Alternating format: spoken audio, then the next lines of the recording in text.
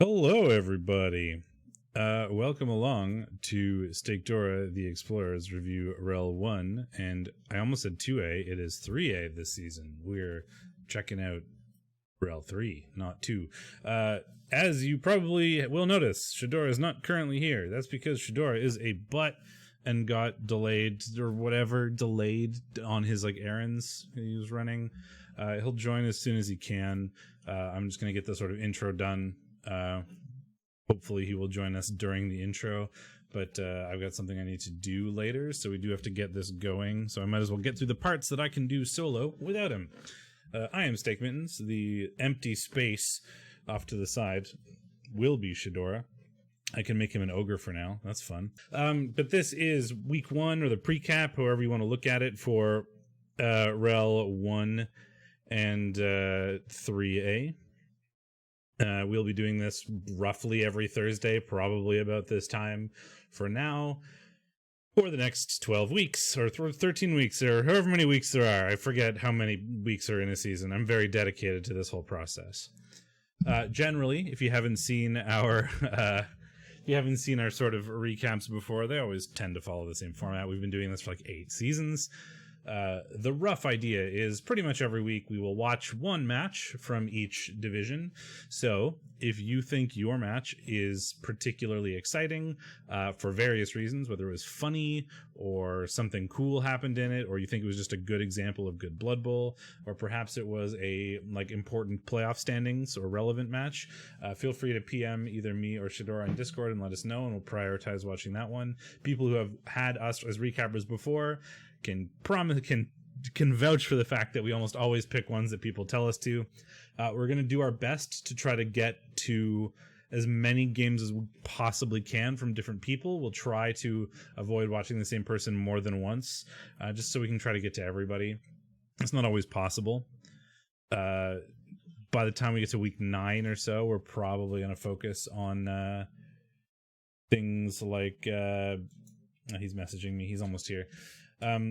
We'll probably focus on things like playoff relevance and that sort of thing by the time we get to week 9 or so. But we'll be watching 2 matches, one from each div, and then we'll go through the match results, and then we will predict next week's matches. We'll preview those matches, try to predict them, do that sort of thing.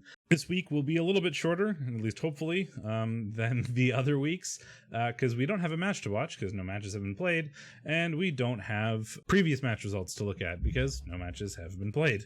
And we can just take a quick look at who's actually in these divs. Div 1, Tech 19, Necro. We've got Elsod and Necro, Det Monkey and Orcs, Shadorra himself, and Skaven. We'll be recapping him. We've recapped me a couple times because I was in Div 1 a couple seasons ago. Superfed again with his Skaven, Not for Science, a regular staple in REL 1 and 2 with his High Elves. Mongoose, been in REL 1 for a while with these Chaos Dwarves. Ramaset, also a staple with the High Elves. Soul of Dragon's Fire, Dark Elves. Barbecue Gamer with Chaos Dwarves. Our Name is Legion with Necro. Acropolis with Nurgle, and Holing, who was around last season as well with Wood Elves. A lot of hybrid sort of elfy teams, right? Necro, Skaven, Skaven, High Elf, Dark Elf, Wood Elf, 1 Nurgle, 2 Chorf. Pretty big difference from what last season was, where we had triple Nurgle or something. There were a lot of Nurgle last season. Okay, and then in 3A, Hindi with Vampires, Rise of T-Man, who I don't know at all, with Kislev, Vormaren with Kislev, Gazgul with Norse, Callisti Maya with Chaos, Jasper Sorcerex with Chaos Dwarves, Troxbirds with Chaos, Scorpion TBC, who I don't know either, with Lizards, Negatron, who I don't know, with Necromantic, Darkest Dung, with Skaven, My Stays with Nurgle, Fall, with High Elves, Terrandal, who I don't know, with Lizardmen, and Zebus, who I don't know, with Dwarves. So a couple new faces for me. I've recapped a lot of the same people, but there's a few new people in here who I haven't actually recapped personally. So that's pretty exciting. I get to learn a little bit about new coaches and that sort of thing. We're probably not going to go through all the teams.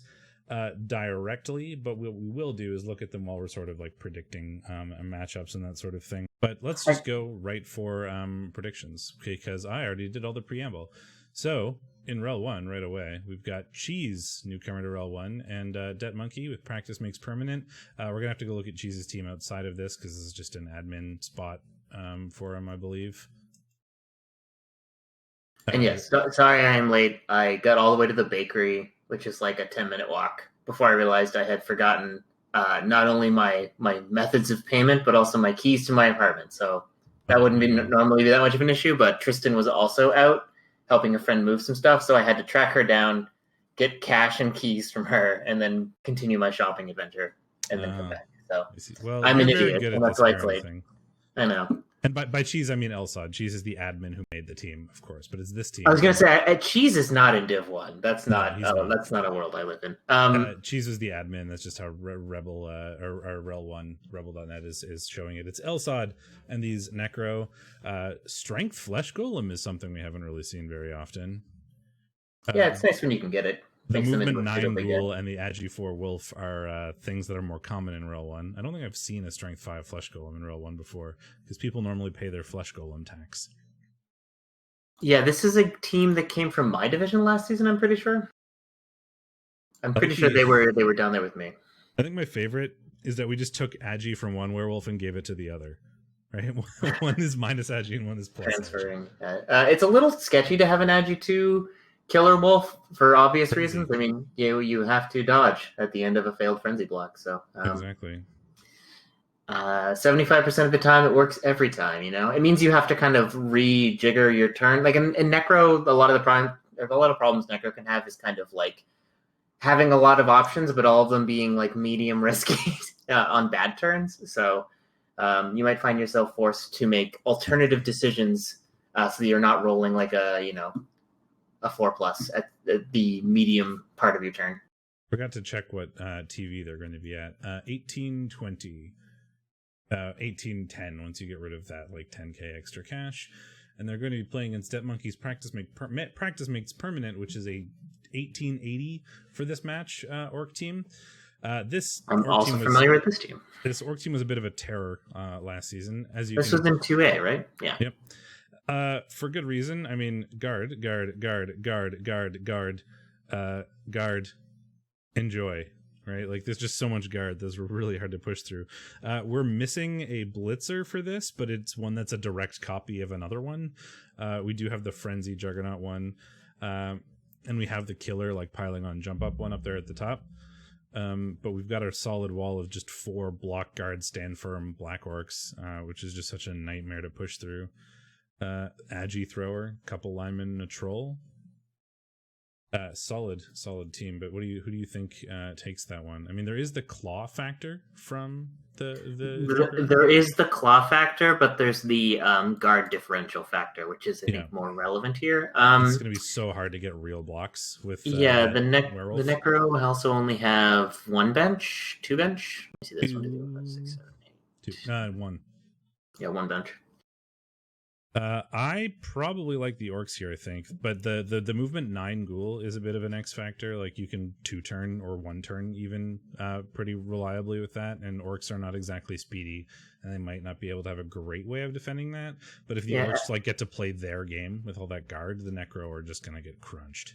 Yeah, and Elsad could get a bribe. He could scum a bribe for a bit of cash. He's at 1810 versus 1880, so 30k gets him a bribe. That said, I think bribes are going to be really hard to use in this matchup. I think the orcs are just going to be all over you from turn 2 onwards, turn 1 onwards on offense. And I don't see you being the aggressor here. Like, the orcs are down, sure they're down 1 of their guard, but it's just a blitzer. I mean, not that orc blitzers are bad, but he's got all of his strength 4. He's got a troll with guard. I mean, I would be surprised if after the first few turns you don't find yourself with like a wall of orcs in your face and like not looking at a lot of great blocks every turn.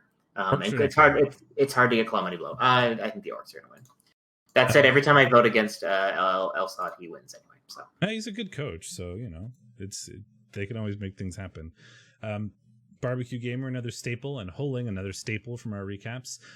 The Ordinary Elves still around, which is hilarious because this is an elf team with 3 elves on. Oh, there's 4 elves now. Yeah. 2 War Dancers, 1 catcher, and a wrestle lineman. This team is yet somehow 15-50. That's because there are 2 ridiculous War Dancers and a catcher. Yeah. What was I going to say? Where are we tracking these right now? Nowhere yet. I mean, I'll just write them down like we used to. You can put them in a Google Doc if you want. Here, I made this one, which is easy. I just linked it to you in our Discord chat, and we can just try to keep track of them like shortly or shorthand there, so that I can add it later. But yes, those elves. We've got the 2 ridiculous War Dancers. There's a strength 4 War Dancer with strip ball, tackle, juggernaut, sidestep. Like, it's quite a monster to like actually sack the ball, even in cages. You have to give me access to that, by the way. Oh, right. Well, then there's nothing in it, so just do your own, whatever. Fine. Or write them down. I don't care. Just write them down or something. I'll figure it out later. Nightmare for cages. Like, even if with a cage, if that like you can if the cage doesn't have guard on both corners, you can 2-die a ball carrier with strip ball tackle, like a standard ball carrier, which is a bit of a nightmare. The other War Dancer is the sort of more scoring one. We get tackle as well, but sidestep, sure hand, sprint, or sure feet, plus kick. For the utility things and the scoring. We also have a catcher that is Agi 5 to recover after we sack the ball with the first War Dancer. So we got the 3 players we need, really. 1 to sack the ball, 1 to get it, and 1 to take it and score with it. And that's all these elves need. Yeah. We had a War Dancer take kick in college once, fairly early. I think it went tackle kick, and that became a bit of a meme. And the general statement around Advice Channel was that it became less of a meme the more levels, the more normals the War Dancer got, because at some point kick is a totally fine level to have on a War Dancer. Yeah, you don't really need anything else in normals. Sure, I think I would have taken another strip ball here just because having 2 strip ball is usually nice.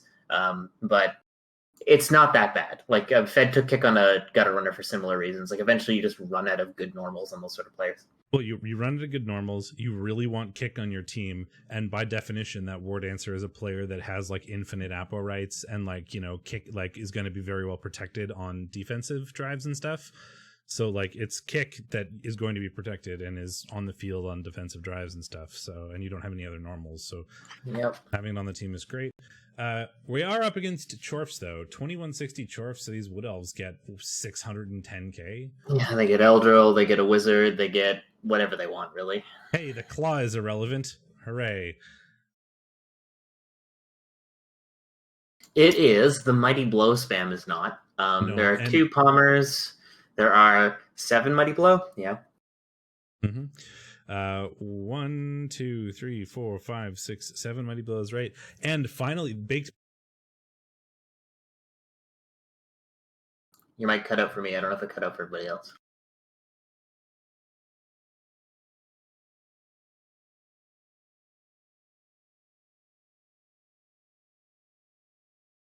Rip Steak.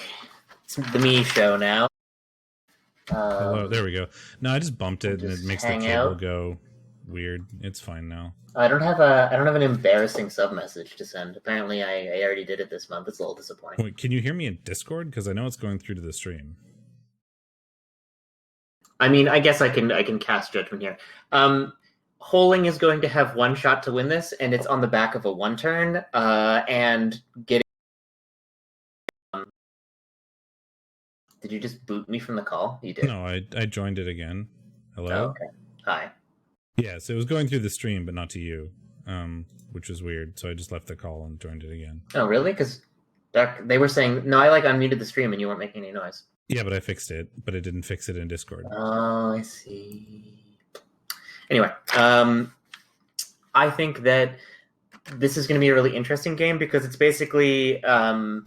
Holing needs to force a position where the Wizard Eldril combo gives him a touchdown, and then he needs to also 1 turn. Actually, he can't 1 turn. There's too much stand for him. Yep. Oh, because he doesn't have a natty, does he? Nope. No, and he does have Juggernaut though, and he only needs 1 push for this. No, he needs 2 pushes, so no, he can't 1 turn without a quick snap or something. So given the stand firm, I think I favor the Chorfs slightly, but this it really comes down to how that Wizard Eldril stuff goes.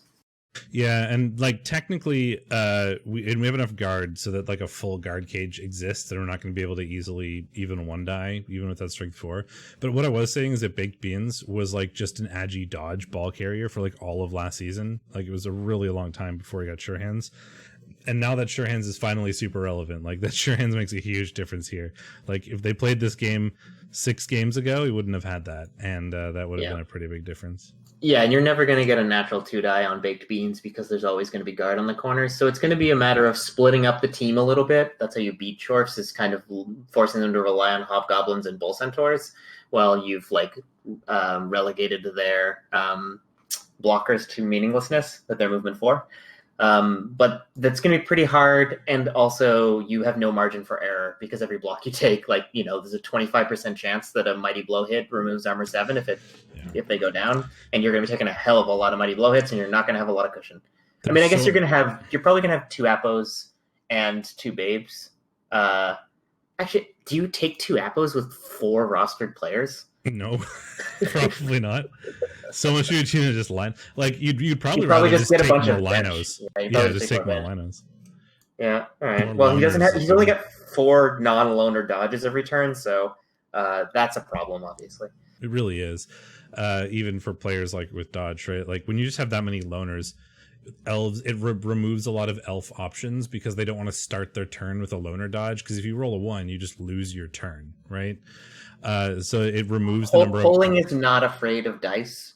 He's not T-Self, but he's in the T-Self end of the spectrum when it comes to elf versus, I assume the other side of the spectrum is you.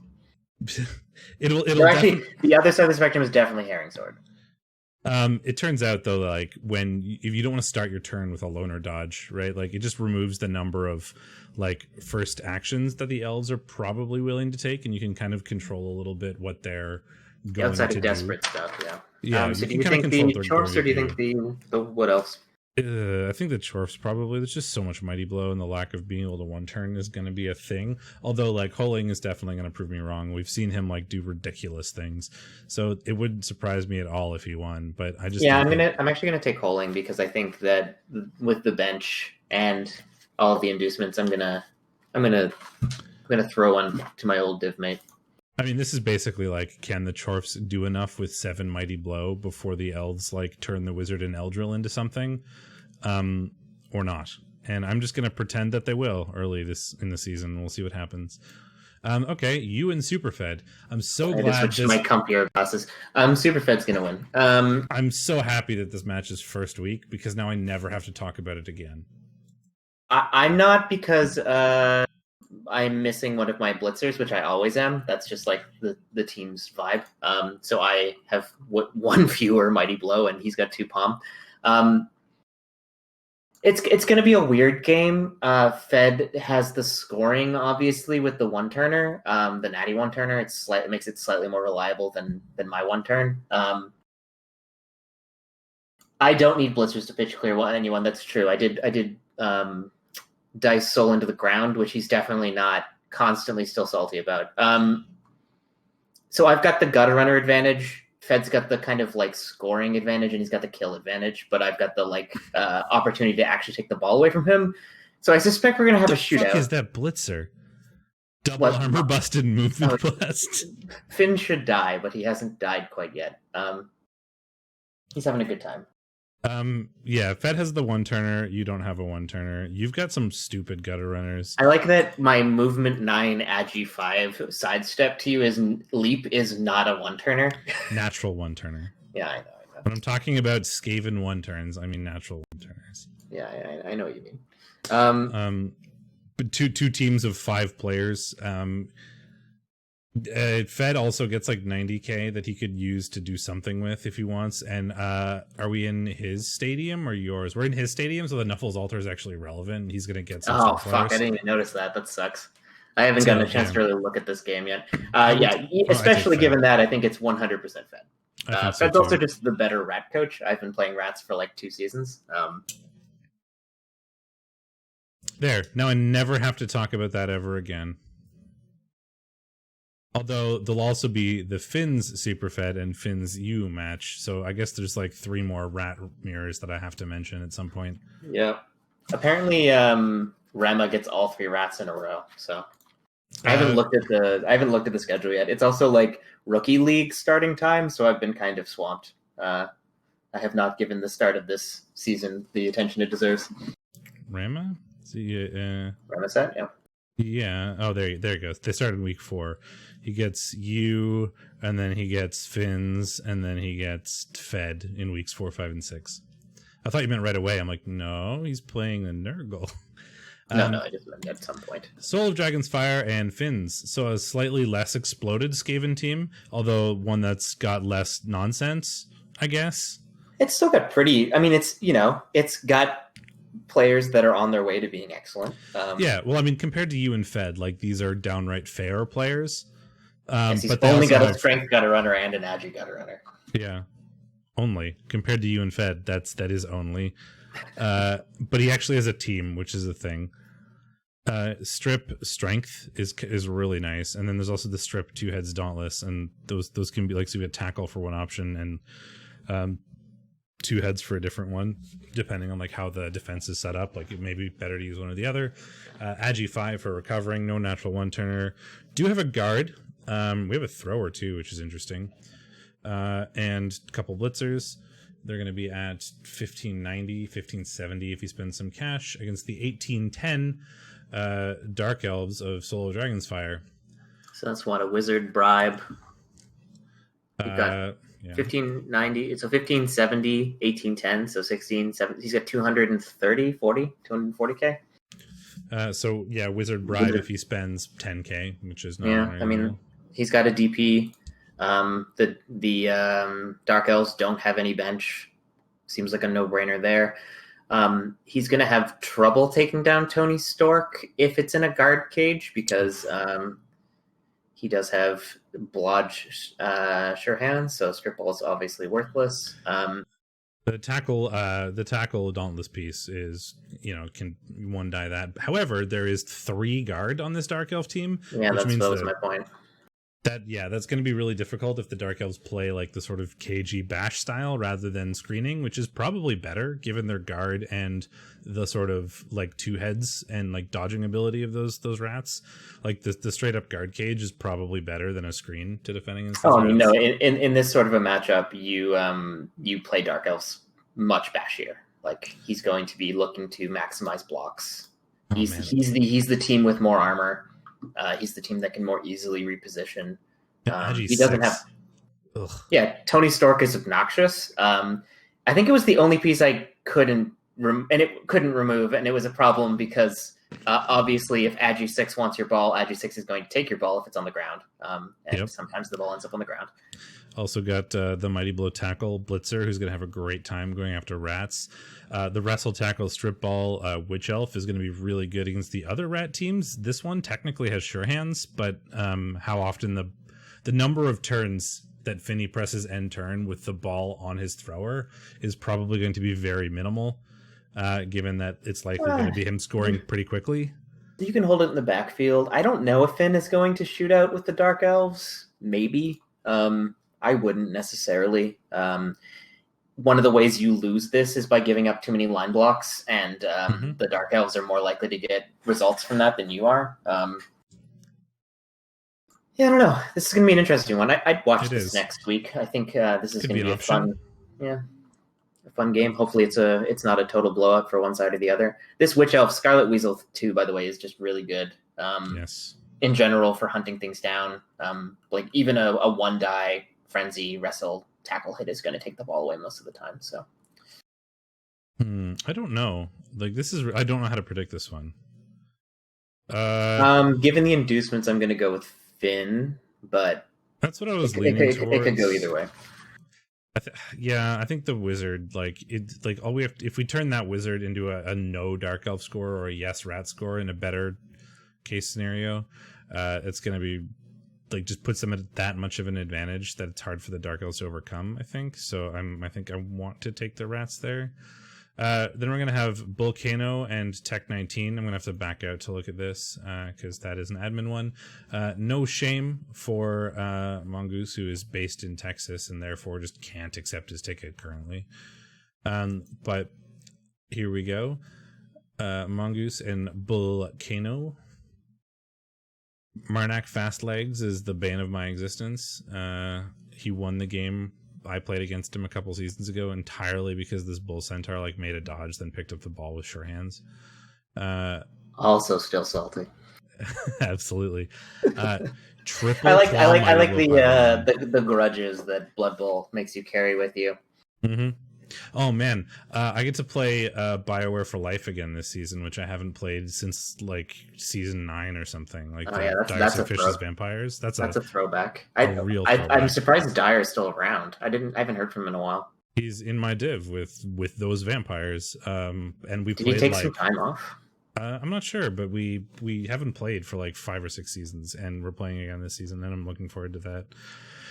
But triple Claw Mighty Blow piling on is a bit of a nightmare. The other Chorfs have nothing. There's 3 ridiculous Chorfs and 3s with nothing. So there you go.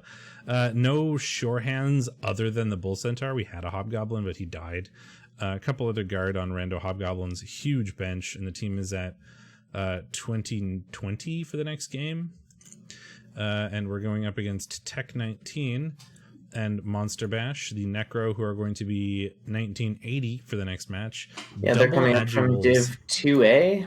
I like, by the way, that you're like, these are like recap standards. We've been recapping REL long enough that we've recapped most of the coaches that make it to like, Divs 1 through 3. But it's like last season in particular, like yes.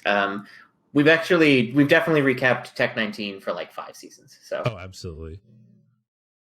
He is coming up from 2A, which he did very well in. The team overall has quite a good win rate, to say the least. Double Agi 4 Wolves is quite a thing.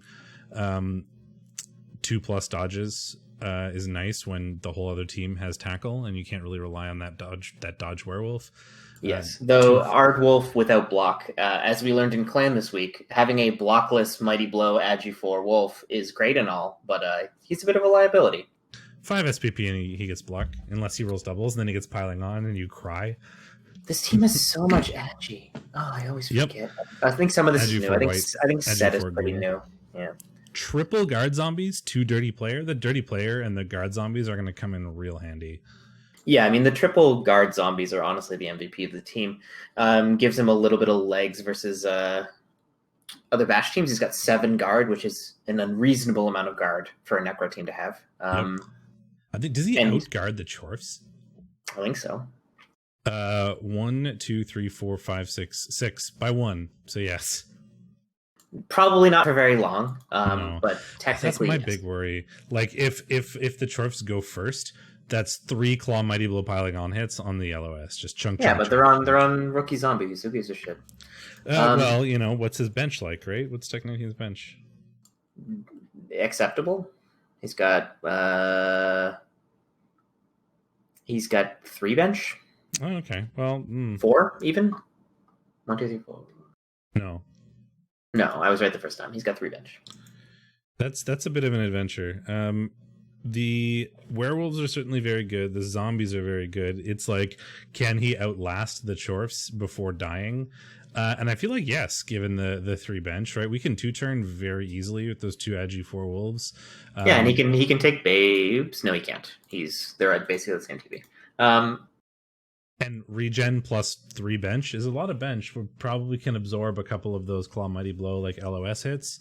Yeah, I mean, Necro's specialty is attrition. Like, they are very durable and tend to do extremely well in these sort of matchups as long as they don't, implode.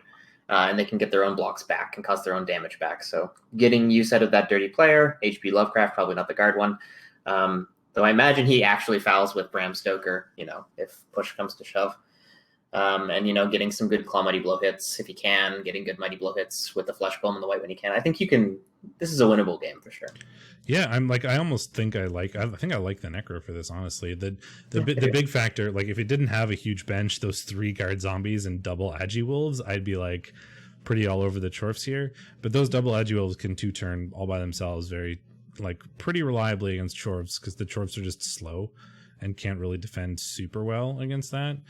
The triple guard zombies is going to let them defend pretty well or keep involved in the game, maybe even prevent some of those claw mighty blow hits, especially if the piling ons happen, because if you're on the floor you're not guarding, and 3 of those 6 guard that Volcano has are on the piling on mighty blow Chorfs, so he can't really do both. He can't pile on and have guard standing. So I think I like Tech 19. I'm gonna like Tech 19 until all 3 zombies on the LOS get cast no regen, but yes. Yeah, absolutely, that's going to happen, then we're going to be sad. Fell with Quaddledall's back again, and our guess who's back again. So, Fell with Quaddledall, not for science. In case anyone doesn't know, can't win games in Div 1, can only win games in Div 2A. So, yep. He doesn't take 10. He's had a couple good seasons in Div 1, but for the most part, he's definitely qualified from Div 1. I'm just being an ass. He ping pongs back and forth between REL 1 and REL 2 pretty much every other season. Every season, I think it's more of it's a bit of a Star Trek movie franchise deal, every even one is good and every odd one is bad. Yes, and given that he rose from Div 2A last season, boy howdy, would I not want to be not for science right now. Oh god, yeah. This team used to be so stupid and have so many stat busts and have so many stat ups, and now it just looks like a normal, super boring high elf team, and I'm really disappointed. Oh man, all of you who are new to this div or new to these recaps and haven't seen this team before, this does not do it justice. This team has had more legend players die than almost every Blood Bowl coach I know has ever had across all of their teams together.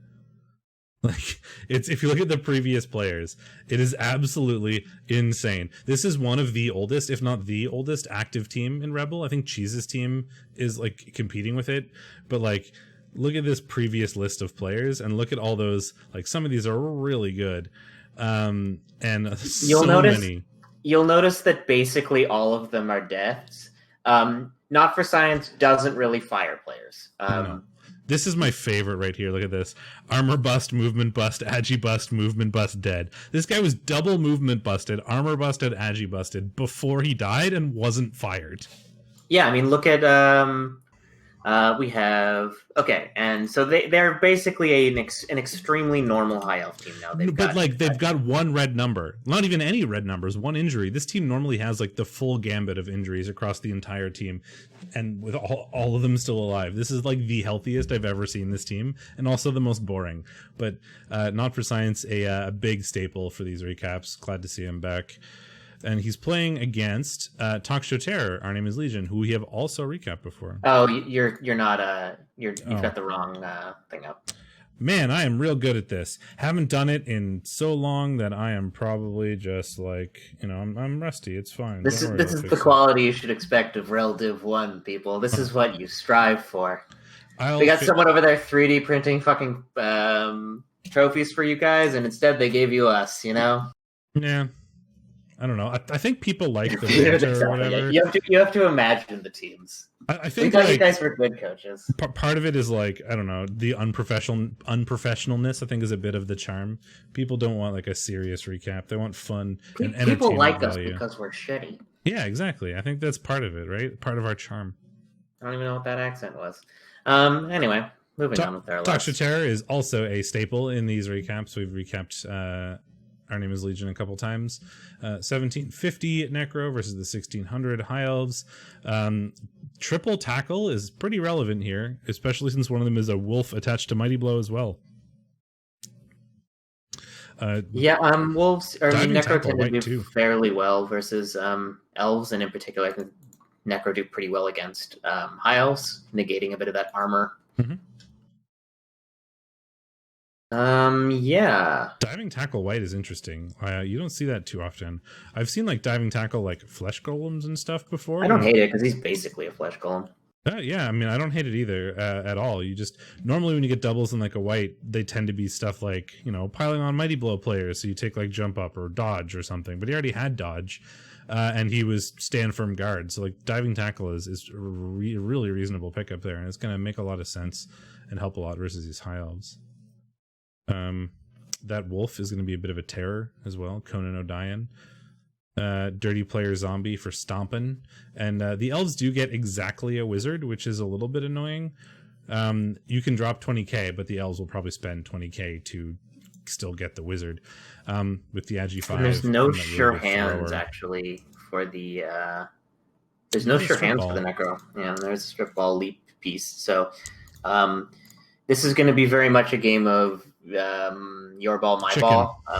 Yeah, I think with those factors, I kind of want Not for Science, but also you could just get the shit kicked out of him.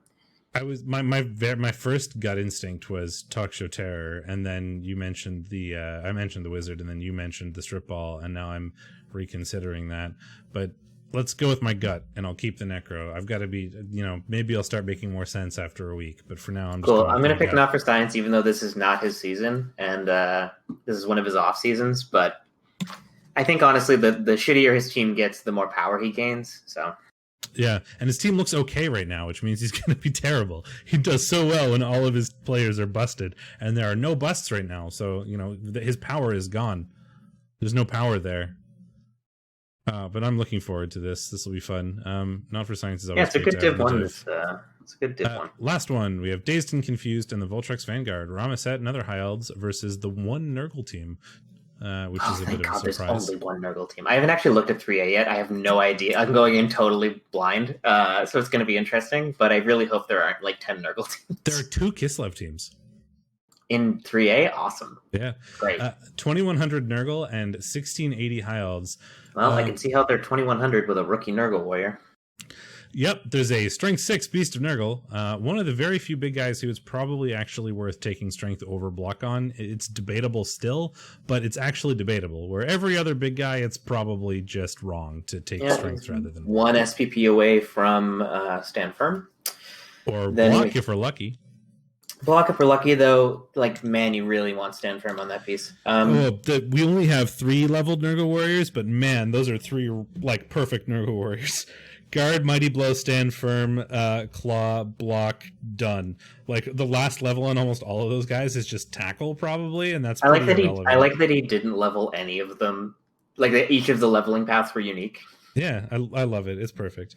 That's basically, you want 4 Nurgle Warriors that look like that, and that's like the core of a ridiculous Nurgle team. And he's got 3, so there you go.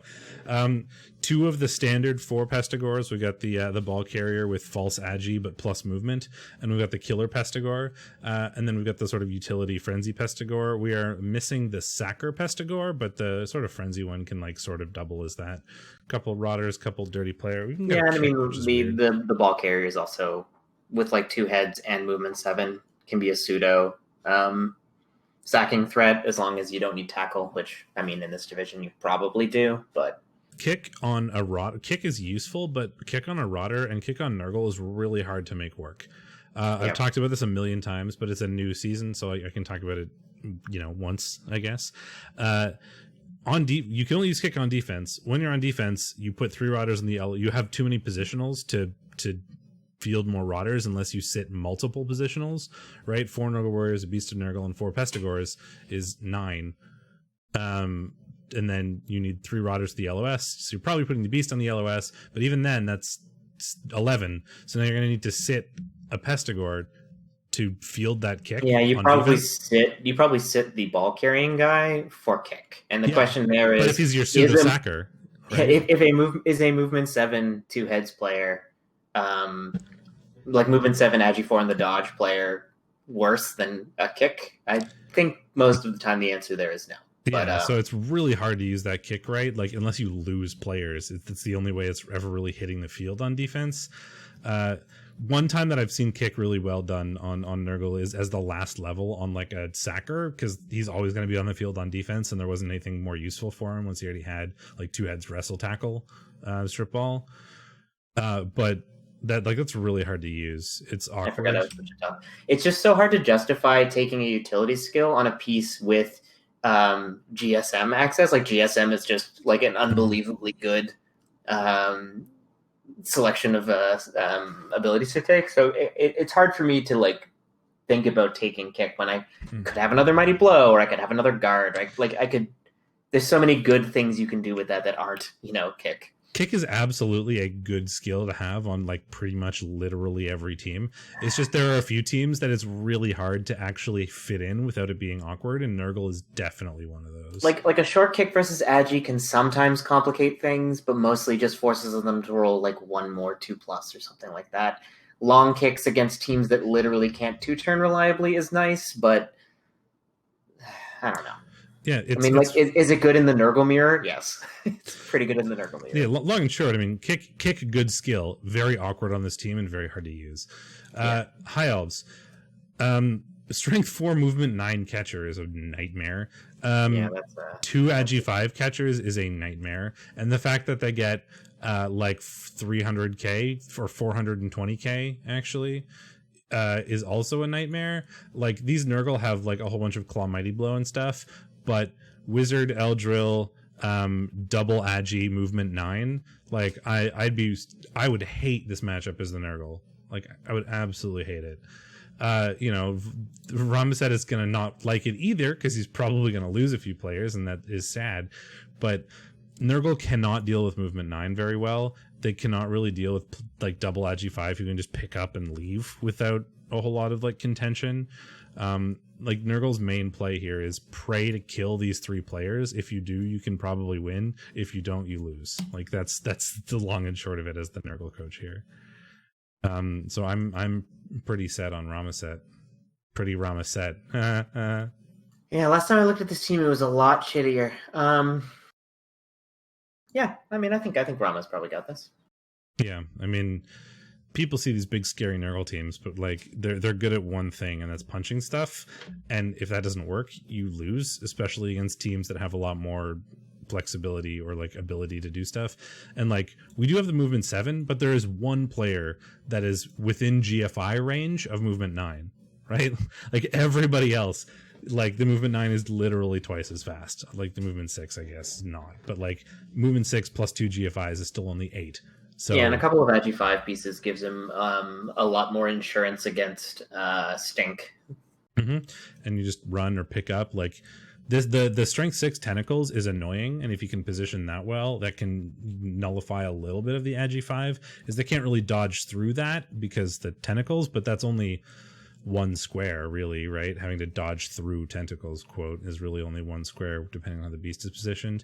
And you can always just throw. He has no break tackle or anything, or even block, so you can uphill him. You can just put a rookie lineman on him, and then he's stuck there forever. I think that the High Elves have a pretty good advantage here. Yep. All right, well, let's go to 3A then. It's 3A. I automatically clicked on 2A. I know. I almost didn't change the title. That's hilarious. I almost didn't change the title entirely because I was so used to 2A being the other one.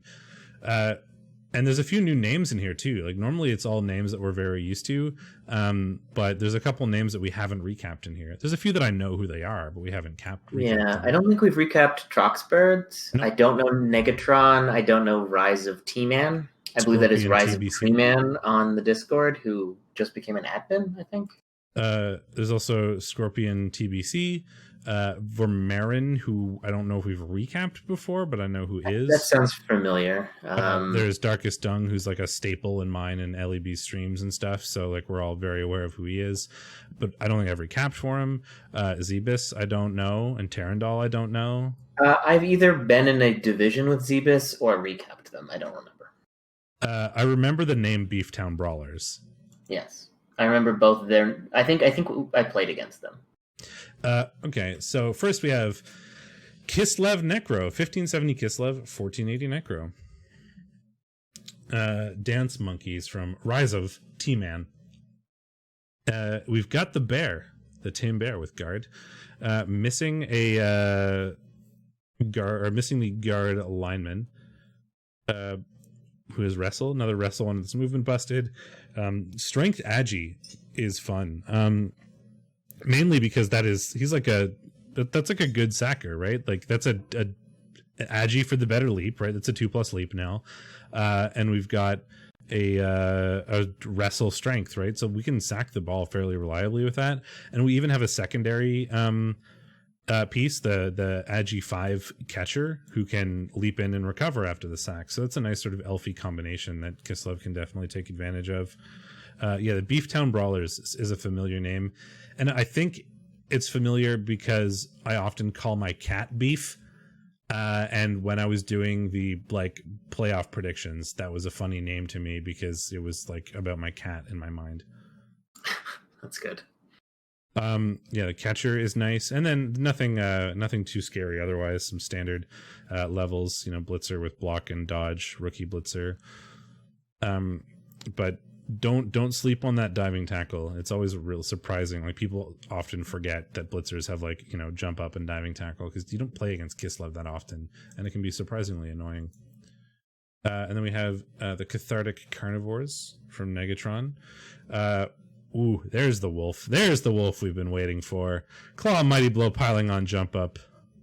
No tackle, though, and there's 3 dodge, so worthless. Yeah, totally worthless. Not going to do anything whatsoever. Not remotely scary. There's actually no tackle on the team at all. I was like, wow, that Kislev team is not very developed. And then I looked at this team, I'm like, oh, this team isn't very developed either. I'm like, I guess it's a Div 3. But then I was like, I was in Div 3, and I don't think teams look like this when I was in Div 3. I'm a 2000 TV Nurgle team in Div 3 this season. Yeah, but you're just submarining, so you can go fuck with people. Not on purpose. And like you're actually just in a dinghy that's sinking aggressively. I've been like this. I'm in a dinghy with a bunch of holes in it that I've been aggressively bailing for 3 seasons, and I've like finally managed to plug all the holes. It's like pretty much where I am, and that has left me in Div 3. Like, I was like 1400 TV at the start of last season, and I like lost all my games, but I made it back up to 2000. So yeah, like I do love the vampire line now. I know I'm like a little bit behind, but I was distracted. That said, this feels like a good necro game. Double flesh golems are really handy. That ghoul is going to be nice to carry on the sidestep blodge. We do have strength 4 wrestle, but double flesh golem guard white means if we're playing well, we're probably not going to get better than a 1 die on the ball, and that 1 die is going to have to be a both down or a pow. So 5+ to sack is not amazing, especially after a leap. No bench for the necro. 2+ leap, but yes. Yes, but it's another dice roll. No bench for the necro, which is a bit annoying. No bench for the Kislev either, though. Yeah, but the necro, like, the zombies are a little less valuable, and you probably want to like foul with them if you can. You can get a bribe, so you could foul. All you need to do is get a kill, and then you have a new zombie. Exactly. That's the joy of necro.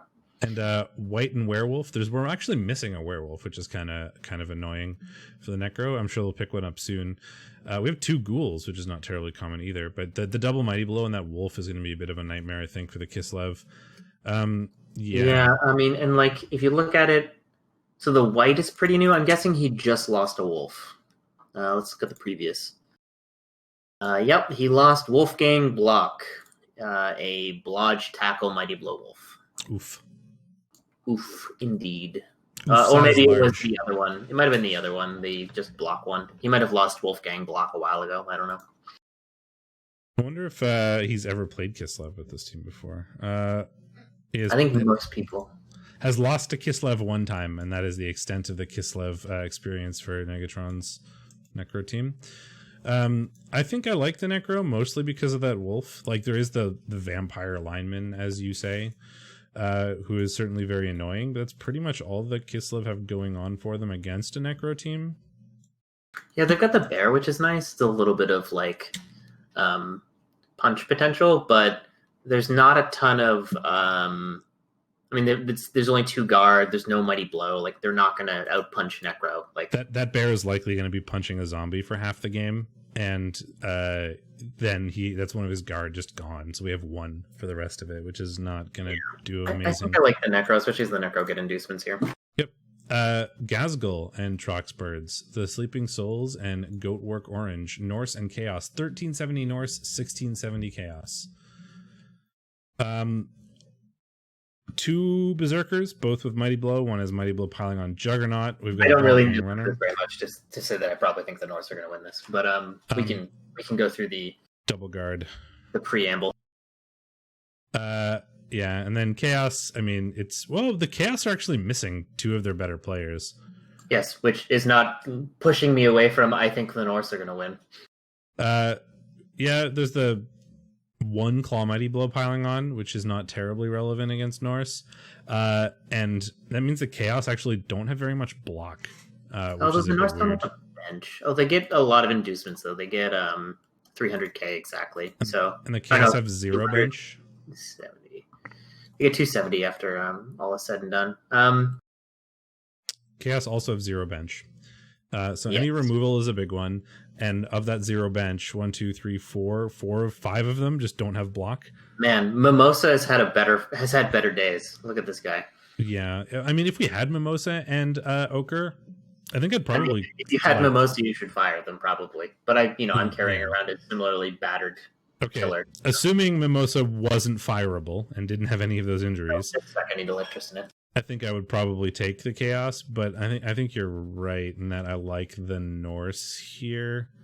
Like this player is going to probably kill a Norseman or two, but the Norse can do the same thing to you relatively reliably, and you're gonna have a hard time getting easy blocks with 3 guard, especially since that warrior is going to be piling on. So really 2 guard, and then not a whole lot of block from any of the beastmen, and we don't have a ball carrier. Peach Butter is a bit annoying. Block, tackle, movement 7, strength 4, so strength 5 on the blitz, which can do something to those ulfs. These double berserkers are going to be very annoying, piling on Mighty Blow, jump up every turn, and 300k in inducements means we can get like Cheney very easily. More of a bench. We can get a bribe for the linemen.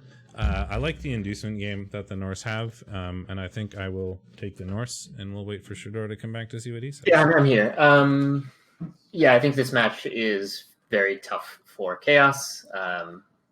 Everyone's like, oh, it's armor 7. The Chaos will just Mighty Blow them to death, but the Chaos don't usually have that much Mighty Blow, and the Norse have a ton of block and tend to make the momentum tends to be very easy to get going in the Chaos direction, or in the Norse direction rather. So. Yeah, I mean, there's one like Mighty Blow piling on, but he's on a warrior and it's also guard, meaning we have 2 real guard to try to get blocks with, and most of your players don't have block. Is going to be a bit annoying, I think. Here we fall, another staple, and the Floating Toads, Scorpion TBC, who I don't know. Wow, he's missing 3 players for game 1. 15-10 Lizards. I'll be right back. I'm just going to help them get the Gorsh's and stuff. I'll be back in a second. We are down a Saurus and 2 Skinks, including a really good Skink. The movement 9, Agi 4, Sprint Surefeet, Sidestep, like basically one natural 1-turner, like not quite. It's 1 push and it's Sidestep, so it's very easy to get that push. But we're missing both of those and a Saurus. So really what we have is a Strength 5 Saurus, Mighty Blow Tackle Block Saurus, Blodge Tackle Saurus, 1 guard, 2 from the Croxagore to be at 15-10. 1 plus movement skink, and this Saurus is actually going to be a skink because skink are the linemen. So we only have 5 Saurus for this. And we're going to be at 15-10 versus 14-60 High Elves, so we can't even induce Slibbly. Although the High Elves are missing their good blitzer. The Strength 4 Agi 5 is out. We do have the Movement 8, which is really handy. The Movement 9 catcher is a big deal going after those skinks, especially since he's Strength 3. So going after those Strength 2 skinks. I mean, he's going to have one non-loner skink, so not looking great on that front. One of the Saurus becomes a skink too because he doesn't have any inducements, so he can't hire another. Like he has no inducements. No, the elves are 1460, and the so is he? He's exactly 1460. Or no, he's 1450. So he could technically scum a rookie Saurus, but that would be a terrible decision. Yeah. So he's down a Saurus. Only rookie skinks. But I mean, actually, if you hold on. What you do here is you fire the 0 SPP Saurus and you buy a new one because you have enough money to do that without going too much below 150, and that will give you the full complement of Saurus. Oh, you like the injured one, you mean? Yeah. You 100% fire the MNG'd one because it's an opportunity to get SPP on a Saurus, which you don't really want to pass up. So I would 100% fire Krur and rehire him as a Saurus. It means you're going to be giving away 50k in inducements, a little bit more to the elves, but whatever. It's 50k. The elves are missing the really good blitzer, which is a bit annoying, but they have another one, high movement tackle, and then they've got the high movement catcher too, which is also annoying. The elves basically this is elves all day. Lizards suck versus a lot of elf teams. And this one's not going to be easier. Like, sure, they have a mighty blow tackle, and that's nice, but I don't think that's going to save them from immediately having 0 skinks. Oh yeah, like this lizard team, especially the way it's built, is basically bashy, right? Like the players with skills that exist, because some of the skinks are out, are high strength, block, mighty blow, guard, right? Like they're there to fight. These elves are basically going to block like 3 times in the entire game. Like they don't care about blocking you ever. They're just going to run away from the Saurus and screen, and then there's like 2 skinks that can do anything. And you're just going to target the skinks, like blitz a skink every turn and run away, and then the lizards are pretty like neutered, right? I don't think like the Saurus are almost entirely irrelevant, and I think the lizard men here are aiming for just like SPP, especially on a new Saurus. Yep. Then we have those guys from Callisti Maya and Vormaren, the Kislev Acrobatlers. 1970 Chaos, which is really 1910 versus 1750 Kislev. Do the Kislev have strip ball? They don't, which is unfortunate for them because the Chaos have no sure hands, but they do, of course, have the usual, like, you know.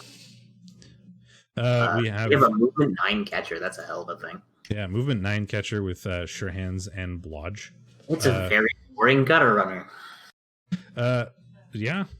I mean, it's a gutter runner with leap and very long legs and diving catch, I guess. Yeah.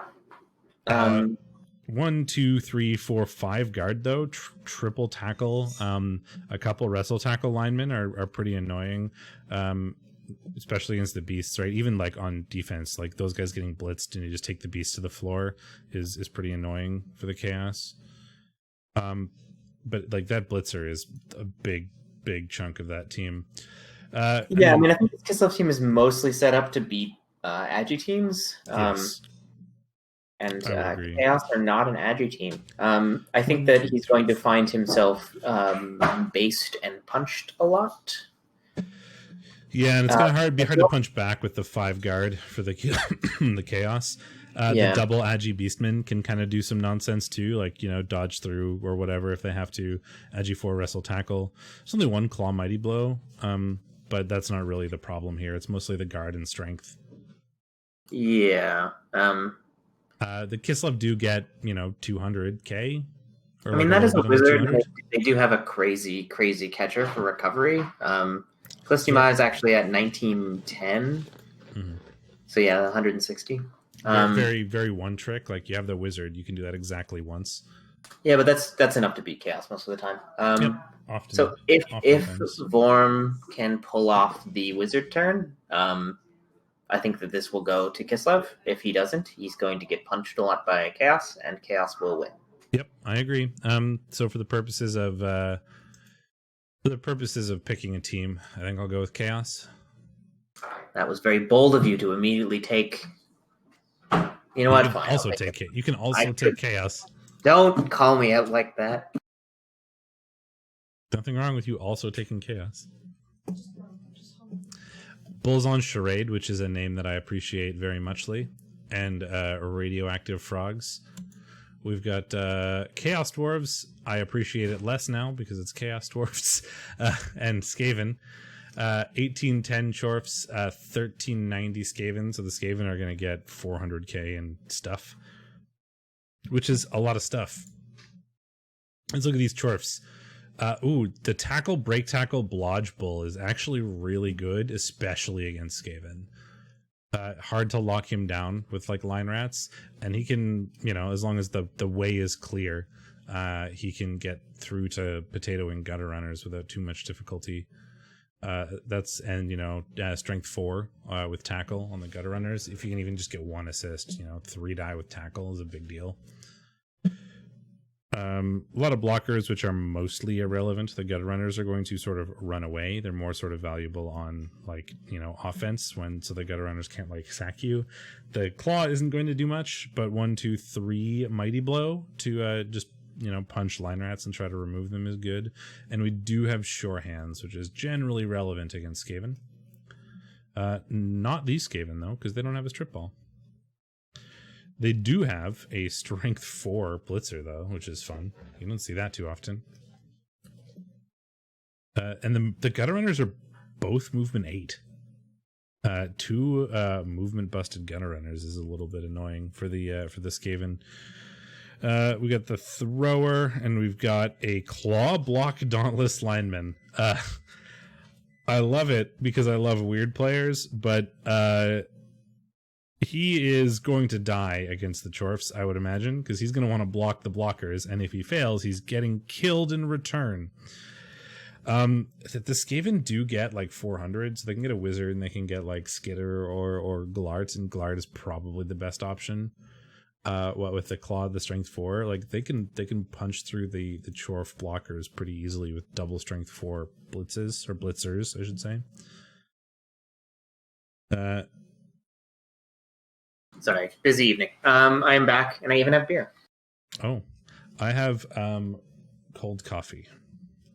That's a weird thing to have at 8 p.m. I'm really tired. Yeah, I had that problem before I went outside, but it's negative 15, which is bracing. So I was up 2 hours earlier than I normally am this morning, and it's just because I'm an old man, it has just put me on my ass all day. So I've been pounding way more coffee than I probably should, and this is just I put this leftover bit in the fridge earlier just to maybe have iced cold coffee or iced coffee, however you want to put it. It's not really iced; it's just cold in the evening. Yeah, I can't do that, or then I don't sleep. It doesn't actually make me more awake; it just prevents me from getting to sleep. No, but I've been a princess about my sleep for my entire life, So I get it. If I don't get my 7 hours, my body just rebels. I normally am up at 8 a.m. On the dot every day, and I was up at 6 a.m. this morning. I had to take my car in because the battery died on me. So I was doing that. But it doesn't bother me. I can drink a cup of coffee and then just go to sleep. I'm pretty sure I'm immune to caffeine at this point. Where the fuck is it 3:07? It's somewhere that it's 5 hours behind me. So where the hell is it 5 hours behind? West Coast? No, West Coast is 4 hours. Is there nowhere in South America? There must be somewhere in South America or Alaska. Oh, it's Alaska. I actually know he's in Alaska because I played him last year and he was like, "Hi, I have a weird time zone." I generally do that too because nobody knows what Atlantic time is. I'm in a very occupied time zone, so I don't have that problem. I very often I'm I'm 4 hours behind UTC, and people are like, "Do you mean 5 hours?" I'm like, "No, I mean 4 hours." I know what time it is. They're like, "Are you Brazilian?" I'm like, "No," but there is a Brazilian in the league I know who shares the same time. Oh, you're in Hawaii, you bastard! I want to be in Hawaii. You know what? It's not in Hawaii. Negative 15 with the wind chill. Yep.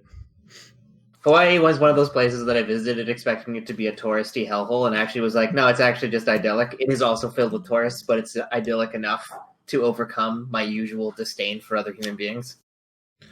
I am in the east coast of Canada, which is in the Atlantic time zone. Which is where I'm also from. If you do not know, Ben and I went to high school together and grew up in the same part of Nova Scotia. Mm-hmm. Which is why we have sick bants. Yeah. I thought you were going to say same town for a second. I'm like, it's technically, but not really. Seabright and Timberley are very different places. Yes, you grew up in the sticks and I grew up in the weird, rural suburbs. Yeah. Okay. What do you feel about, I know you missed most of this, but what do you feel about this one? At first I was like, oh man, Chorps versus Skaven, that's probably pretty Skaven-y. But then I looked at the Skaven and both of their gutter runners are movement 8. They don't have strip ball. Like they're like weird strength Skaven almost. Like they've got a claw lineman and a strength 4 blitzer, and those are gonna be useful plus Glart against. I honestly think I would have taken claw on Bullfrog. I don't know what the conventional wisdom is on boxcars on a blitzer, but I think like if I didn't already have a claw blitzer, I would take claw. That said, he's got a claw lineman, which is definitely the weirdest thing I've ever seen, and was not what I would have done. I said basically the same thing. Except I said I love it because I'm weird, but that's also a very weird choice. But I love it because I'm weird is the most like backhanded way to say that is a ridiculous piece that I have ever heard, but I like it. It's a ridiculous piece, but I love it because I love ridiculous pieces. Yeah, I mean the like lore or the like the kind of the I had a claw rodder for like behind a games. block claw dauntless line rat is it's significant. That's a player claw block rodder for a couple of games. Yeah, and people really liked him. Okay. Anyway, I think the Chorfs. Let me look at the Chorfs. 1810 versus 1390. So the rats can get whatever they want, but the gutter runners are slow and terrible. I mean, they're not terrible. They're just underdeveloped and their movement busted, which means they're sad.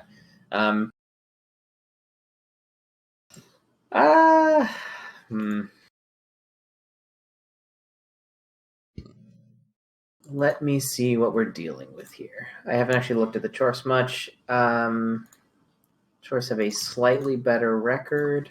I like the Bull Centaur, especially against rats. Break, tackle, dodge. Yeah, tackle. I mean, I know people hate it when I say this, but I think of Chorfs a lot of the time as a hybrid team because they do have more options than most Bash teams. In Bull Centaurs. Bull Centaurs provide you with an alternative set of plays usually, in the same way that like just having werewolves makes Necro kind of hybridy. Yeah. Chorfs are like, Chorfs compared to dwarves is like, let's take everything that dwarves are bad at and fix it, and then just you can have that as a team. Like now at the expense of shitty linos, yes. Yeah, well, sometimes shitty linos can be a blessing, right? Players that you're willing to foul with, but they also like you can have claw for those like high armor teams. You can also have high movement for like the teams when you're slow. Yeah, but like the thing is, if you look across kind of like the general like tier 1 Blood Bowl team meta, the thing that makes a disposable lino good is being extremely cheap and being armor 8. Yes.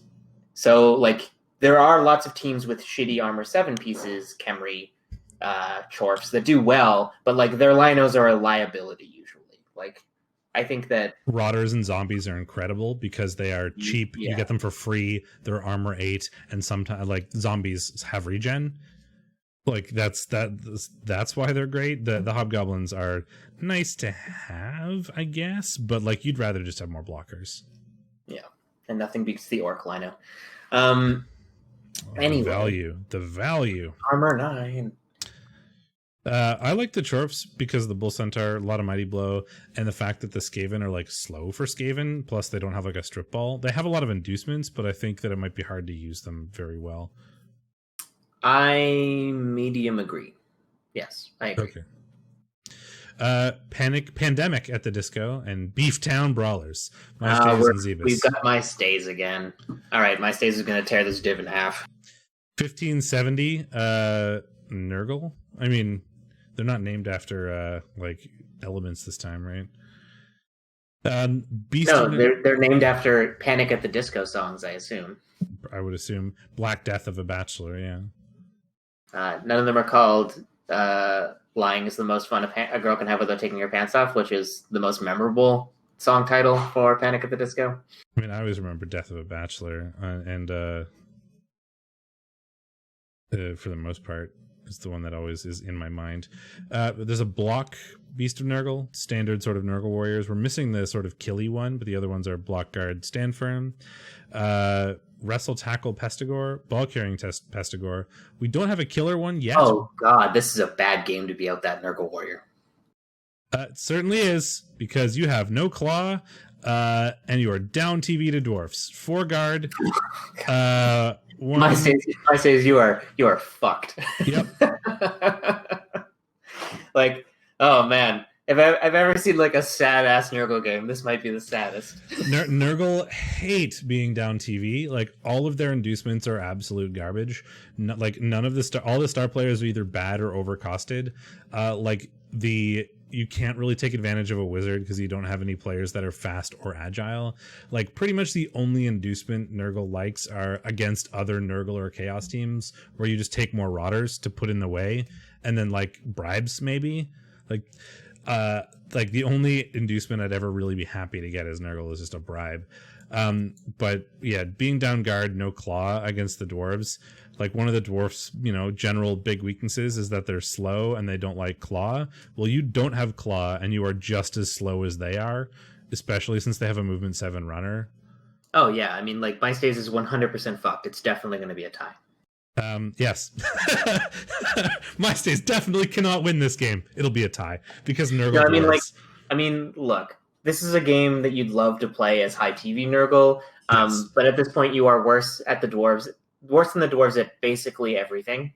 This team right now is worse dwarves, right? Like you're trying to be dwarves, but you can't be because you have less guard. It's weird to say that Nurgle are trying to be dwarves. They're just going to get literally just utterly. Well, and Nurgle without claw and with guard are like just worse dwarves, right? I've just been handed a sandwich.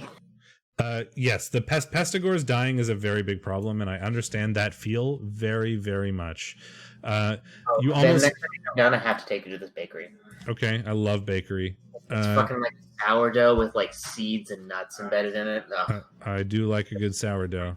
It's the best sourdough. I'm so sad that the White Sails bakery got taken over by people who aren't as good. Like, because that place was awesome, and now it isn't. Which is very disappointing. I very much miss like a singing French man making me stuff. He was charming.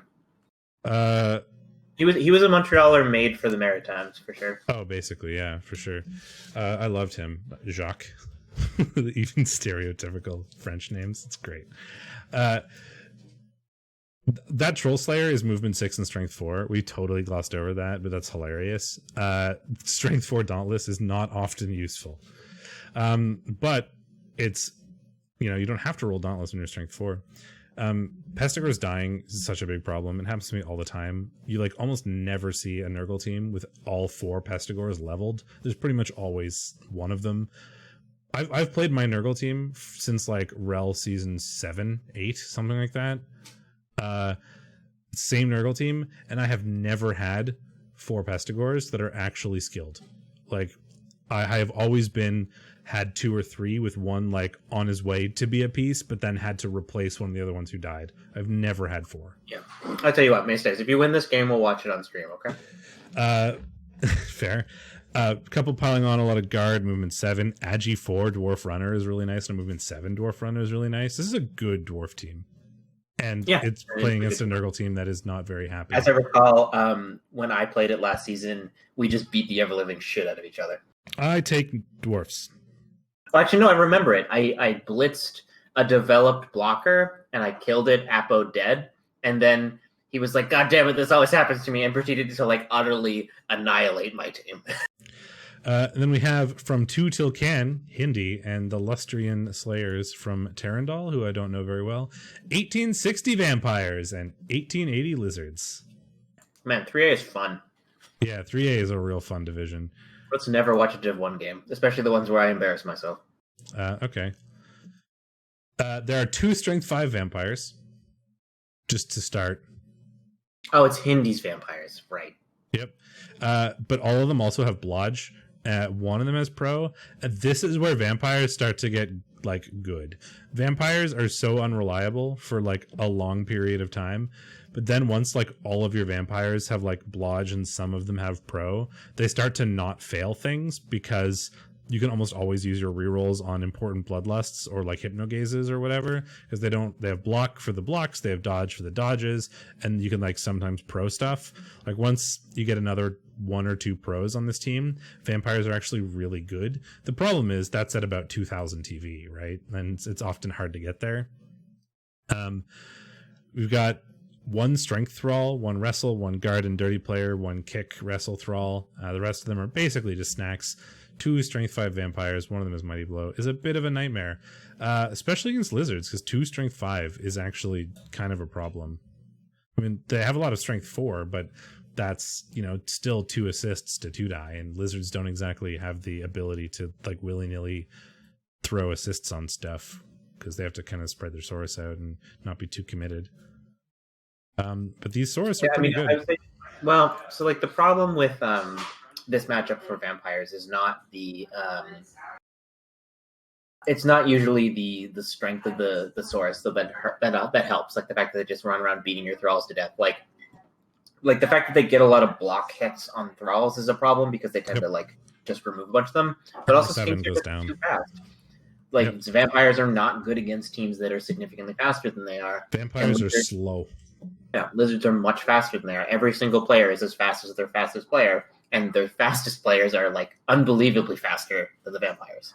Yeah, movement 9 compared to movement 6 is but it's movement 6. But like the problem with vampires is you have to think not only in terms of how fast are the vampires, but how fast are the thralls they're dragging behind them and things also like that. Movement 6. Yes, but like they're not always in a line, right? Like positioning gets very complicated with vampires, in my experience. Absolutely.